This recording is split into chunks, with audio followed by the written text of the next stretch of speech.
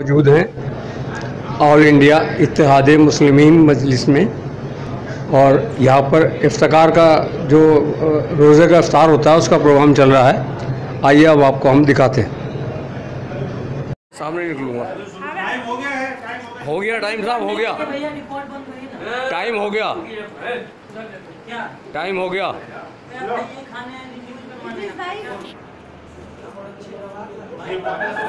चलिए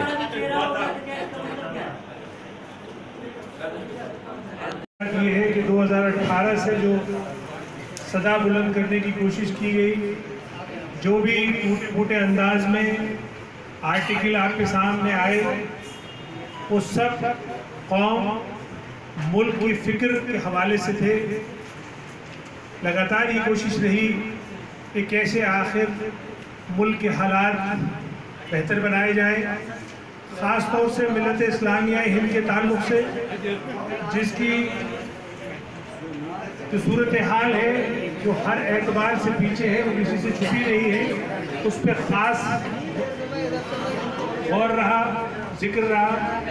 एक बात 2019 के आर्टिकल में मैंने लिखी थी, वो ये कि मिल्लत के सियासी खला को पुर करने का ये सही वक्त था।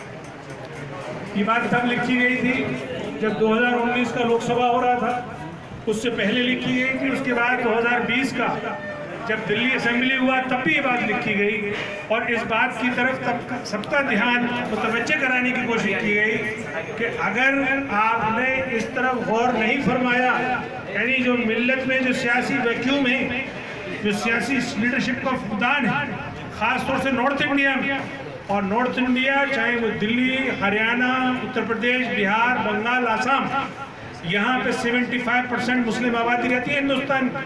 इसमें कोई सियासी कोई उम्मीद की किरण नज़र नहीं आ रही। तब बारहा ये बात लिखी गई कि भाई देखिए, इस पर आप गौर कीजिए। और मैंने पर्सनल जो मुख्तलिफ सियासी पार्टियों के रहनुमा हैं उनसे जाके ये बात कही कि देखिए, आप अपनी सियासी क़यादत डेवलप कीजिए। आप किस गलतफहमी में हैं कि आप इन सेकुलर पार्टीज़ की नुमाइंदगी कर रहे हैं। ये सही मायनों में मिल्लत की नुमाइंदगी नहीं है, ये इन पार्टियों की आप पॉलिसी के ताबे हैं, मजबूर हैं आप इनको मानने के लिए। और इन पार्टीज़ में मुसलमानों के हिस्से में या मुसलमानों के ताल्लुक से कोई खाना नहीं है। ये सिर्फ आपके वोट तक इनका आपसे रिश्ता है। आपके मसाइल, आपके मामलात, आपकी परेशानी, आपका मुस्तकबिल से इनका कोई लेना देना नहीं है। लेकिन किसी एक ने भी मेरी बात नहीं सुनी।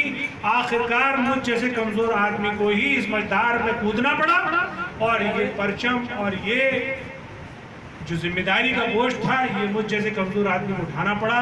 और आखिर में मैंने बैरिस्टर असदुद्दीन ओवैसी साहब, जिनकी क़यादत पे कोई शक नहीं था, जिनकी काविशों पे कोई शक नहीं था, या जिनके पार्लियामेंट उनकी तमाम कोशिशों काविशों का गवाह था, मैंने उनका परचम थामा और खूब सोच समझ कर थामा। और ये बाकायदा अपने सब साथियों को कहकर थामा कि ये बहुत मुश्किल, बहुत ही तकलीफदेह रास्ता है। इसमें सबसे ज़्यादा अगर मायूसी हाथ लगेगी तो अपनी कम्युनिटी से लगेगी।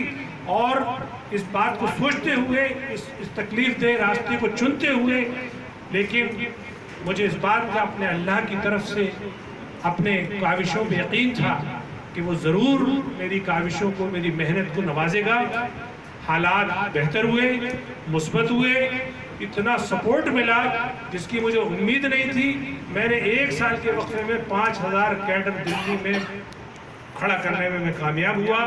लोगों की मोहब्बतें मिली, लेकिन उसमें भी जो सबसे ज़्यादा मोहब्बत मुझे मिली, या जिसका सबसे ज़्यादा मैं मशकूर हूँ, या जिसका कर्जदार हूँ, वो है मीडिया। मीडिया में भी वो लोग जो आप लोग यहाँ बैठे हुए हैं, यानी वो लोग जो मेन स्ट्रीम मीडिया से नहीं है। मुल्क इस वक्त 2 जंगें लड़ रहा है। एक जंग अपनी इक़्तिसादी हालात, बेरोजगारी, अपने मुस्तक़बिल को लेके एक दार देखने का माहौल पैदा किया है।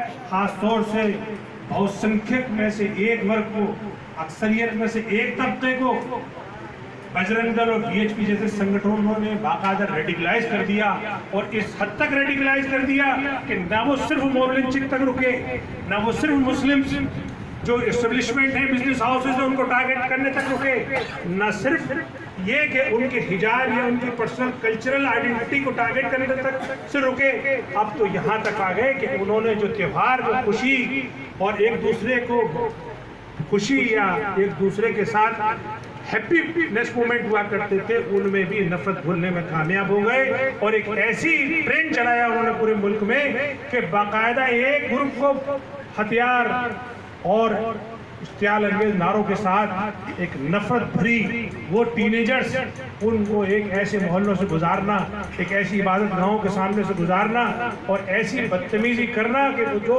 इबादत गाहों वाले दूसरे इबादत वाले हैं या दूसरे मजहब वाले हैं, यूँ कि ये मुसलमान हैं, वो मुश्तइल हो जाएं और उनको अपने कुछ बोलें या अपने दिफा करें और फिर उसके बहाने से वो एक तशद्दुद भड़क जाए और फिर उसके बाद पुलिस के हवाले कर दें, फिर सरकारों के हवाले कर दें, पुलिस उनको उठा के जेलों में डाल दे और सरकारें उनके घरों पे बुलडोजर चला दे। यानी ये जो तशवीशनाक जो सूरत हाल पूरे मुल्क की है, इस मुल्क में सबसे बड़ा साझेदार अगर कोई है तो वो मोदी मीडिया है। यानी पूरी जो नैरेटिव सेट करने में जो सबसे बड़ा रोल अदा करता है वो मेन स्ट्रीम मीडिया करता है। लेकिन अल्लाह का एहसान है कि उसने अभी एक अल्टरनेटिव मीडिया पैदा कर दिया, उसमें मेजॉरिटी आप लोगों की है, तो आप लोग काबिल मुबारकबाद हैं, काबिल तहसीन है कि आपने ऐसे मुसीबत भरे वक्त में भी अपनी जिम्मेदारी संभाले रखी है और आपने वो आवाज़ जो सच्चाई है, जो आपका फर्ज ऐन है कि सच्चाई दुनिया के सामने लाना, उसको आप ला रहे हैं। मैं ख़ास तौर से एक MIM के सदर के होने के नाते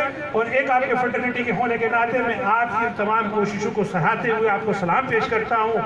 और ये छोटा सा ही तकरीर क्यों ना सही, चूँकि मैंने 5000 लोगों का इफ्तार शाही ईदगाह पे रखा था, उसमें मीडिया पर्सनस के अलावा और आम लोग भी थे, लेकिन वो पुलिस ने हमें इसकी इजाज़त नहीं दी और हमारी आखिरी वक्त में परमिशन रद्द कर दी। लेकिन फिर हमारा फैसला ये हुआ कि ठीक है, अगर हम लोगों के लिए न कर सकें तो कम से कम अपने मीडिया भाइयों के साथ बैठकर कम से कम एक वक्त का इफ्तार जरूर कर सके। तो ये एक छोटी सी कोशिश थी। प्रोफेशनल ग्रुप है वो दिल्ली की स्टडी कर रहा है, दिल्ली के मुसलमानों को 15 पॉइंट्स पे स्टडी कर रहा है कि इनके इकोनॉमिकल हालात क्या हैं, सोशल हालात क्या हैं, इनका एजुकेशनल कंडीशन क्या है, इनका एम्प्लॉयमेंट क्या है, इनके अंदर जो गवर्नमेंट की वेलफेयर स्कीम्स है उन पे इन तक कितनी पहुंच रही है। तो इस तरीके से डिटेल रिपोर्ट तैयार हो रही है जो बजट से लेके और ज़मीन के जो खुदरा व्यापारी तक की स्टेटिस्टिक्स आपके सामने वो रखेंगे। चूँकि मेरा ये काम करने का अंदाज है, मैं हमेशा से ऐसे काम करता चला आया हूँ कि प्रोफेशनल अंदाज होना चाहिए, तो सियासत को भी मैं इसी तरह से कर रहा हूँ। वो रिपोर्ट मैं आपके साथ शेयर करूँगा, वो यकीनन आपकी रिपोर्टिंग के लिए भी मददगार होगी और सियासी लोगों के लिए भी मददगार होगी कि वो उस हिसाब से अपनी मनसूबाबंदी कर सके और आने वाले वक्त में भी जो हमारी लीडरशिप डेवलप होगी, जो उभरेगी, जो ऑर्गेनिक लीडरशिप निकल कर आएगी, वो भी उन आंकड़ों को लेकर अपनी प्लानिंग तरतीब दे सकेगी। इन्हीं अल्फाज के साथ शुक्रिया के साथ आपको अपनी बात ख़त्म करता हूँ। तो आखिर दावाना अल्हम्दुलिल्लाह रब्बिल आलमीन, अस्सलामु अलैकुम व रहमतुल्लाह। जज़ाकल्लाह। हज़रत मोहतरम हज़रात, खाना तैयार है, यहाँ आपको हिम्मत करना होगी और बुफे सिस्टम लगाया हमारे साथियों ने, अपनी पसंद से अपनी मकदार के मुताबिक अपने ज़ौक़ के मुताबिक आप खाना ले सकते हैं। आप हज़रात को थोड़ा सी ज़हमत होगी। कहीं ना कहीं कुछ भेदभाव किया जाता है या धर्म के नाम पर लड़वाया जाता है आपस में, ऐसा क्यों होता है? या कुछ पॉलिटिकल स्टंट है या फिर ये रमज़ानों को देखते हुए हमेशा ऐसा किया जाता है? हिंदुस्तान में सब देखा जाता है। देखिए, हिंदुस्तान एक धर्म प्रधान देश है। हिंदुस्तान में मुख्तलिफ़ मज़ाहिब मुख्तलिफ़ अंदाज में अपने त्यौहार मनाते हैं। ये हुस्न इत्तफ़ाक़ है कि नवरात्रे और रमज़ान एक साथ शुरू हुए, लेकिन अफसोसनाक बात यह है कि जो शरपसंद अनासिर हैं या हिंदुओं में भारतीय जनता पार्टी, बजरंग दल और VHP ने जिस सेक्शन को रेडिकलाइज़ किया है, उस रेडिकलाइज सेक्शन ने इन त्योहारों का फ़ायदा उठाया। नवरात्रि के नाम पर मीट के कारोबारियों को टारगेट किया। उसके बाद रामनवमी यात्रा के नाम पर जो हज़ारों साल से यहाँ इस मुल्क में शांतिपूर्वक निकलती चली आ रही है, इस मर्तबा उन रेडिकल एलिमेंट्स ने उसको हाईजैक कर लिया। मुस्लिम इलाक़ों में जाकर, मुस्लिम इलाक़ों में मस्जिदों के सामने जाके जो तांडव किया, जो मुसलमानों के ख़िलाफ़ नारे लगाए, गाने मुसलमानों के ख़िलाफ़ बनाए और यहाँ तक के मस्जिदों पर झंडा तक लहराने की कोशिश की गई। तो ये बात, अगर मुसलमानों ने इसका दिफा किया तो उसे फिर वो पथराव की शक्ल में एक दंगे का नाम दे दिया गया और उस दंगे के बहाने से पुलिस ने मुसलमानों को ही आरोपी बना के जेल में डाल दिया और फिर सरकार ने उन पे बुलडोज़र मंगा के, और उस बुलडोज़र के भी सरकार ने अलग अलग नाम रख दिए। उत्तर प्रदेश में बुलडोज़र बाबा कहलाया, मध्य प्रदेश में बुलडोज़र मामा कहलाया और दिल्ली में अब वो बुलडोज़र अमित शाह भाई हो गया। तो ये जो सरकारी तौर पे ये भारतीय जनता पार्टी ने जो मुसलमानों के ख़िलाफ़ जंग छेड़ी, ये रमज़ान में छेड़ी। मुसलमान पूरे साल इस रमज़ान का इंतज़ार करता है, ये उसके लिए मुक़द्दस महीना है, वो रोज़े रखता है, इबादत करता है, उसके अंदर जो तक़वा और जो रूहानियत और अल्लाह से जो उसकी जुड़ाव है वो सबसे ज़्यादा होता है, सबसे ज़्यादा सेंसिटिव होता है उसके अंदर। सब त्यौहार तो पहले भी आते थे, पहले भी मनाए जाते थे, इस साल या अब की बार जो हो रहा है ये विशेष क्यों हो रहा? देखिए, ये जो हिंदुत्ववादी रेडिकल एलिमेंट है, सरकारें पहले भी की, देखिए जो हिंदुत्ववादी रेडिकल एलिमेंट है उनको सरकारों का संरक्षण प्राप्त है। उन्होंने उनको खुली छूट दे दी है कि सारे तुम कानून अपने हाथ में ले लो। सरकार की सारी संस्थाएं, चाहे वो व्यवस्थापिका हो, विधायिका हो और अब तो कहीं कहीं न्यायपालिका भी, यानी सुप्रीम कोर्ट के आदेश के बावजूद भी एमसीडी के बुलडोज़र तुड़ाई करते रहे, मुसलमानों पर जुल्म ढाते रहे, तब भी नहीं रुके। तो यहाँ इससे ये साबित होता है कि सारी संस्थाओं का भगवाकरण हो चुका है। सारी संस्थाएं मिलके मुसलमानों के ख़िलाफ़ हैं, मुसलमानों को तकलीफ़ पहुँचाना चाहती हैं। लेकिन ऐसे दौर में मेरी मुसलमानों से ये अपील है, मेरे कायद बैरिस्टर असदुद्दीन ओवैसी साहब की भी ये अपील है कि डरने और घबराने की ज़रूरत नहीं है। ये मुल्क हमारा है, आईन मौजूद है, अभी जमहूरियत ज़िंदा है। ऐसे में हौसले और हिम्मत से काम करने की ज़रूरत है। सिर्फ ये है कि अब आपको जमहूरी निज़ाम में जमहूरियत एक ताकत बनना है, सियासी ताकत बनना है। सियासी ताकत बनने के लिए आपको सियासी तौर पे मुत्तहद होना पड़ेगा। सियासी तौर पे मुत्तहद होने का मतलब ये है कि अपने परचम, अपनी क़यादत के नीचे आपको आना पड़ेगा। माइनॉरिटी में अगर इनसिक्योरिटी आ जाए, माइनॉरिटी अगर इस बात पे ये शिकायत करने लगे कि हमारे ख़िलाफ़ नाइंसाफ़ी हो रही है और खुलेआम नाइंसाफ़ी हो रही हो, तो समझ लो कि उस देश की डेमोक्रेसी का जनाजा निकल गया। तो अब आपको तय करना है कि आपको अपने देश की जमहूरियत का जनाजा निकालना है या इसको बचा के रखना है अपनी इज्जत को।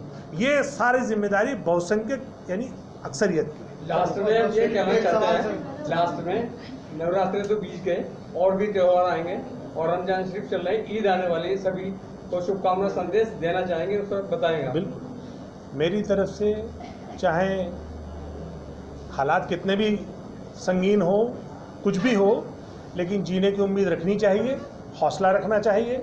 तो हम ईद भी अच्छे से मनाएंगे इंशाअल्लाह, और जो भी जिसका भी त्यौहार आएगा उस त्यौहार को हम अच्छे से मनाएंगे। मेरी तरफ से अभी से तमाम मुस्लिम भाइयों को ईद की दिली मुबारकबाद, और जो गैर मुस्लिम भाई हैं उनके जो भी त्यौहार हैं उनको भी जब भी त्यौहार आता है हम बाकायदा आज भी हम मुबारकबाद दे रहे हैं और हमेशा हमारा ऑफिशियल हैंडल से उनको मुबारकबाद जाती है। हमारे चैनल में आपका स्वागत है, कृपया लाइक व सब्सक्राइब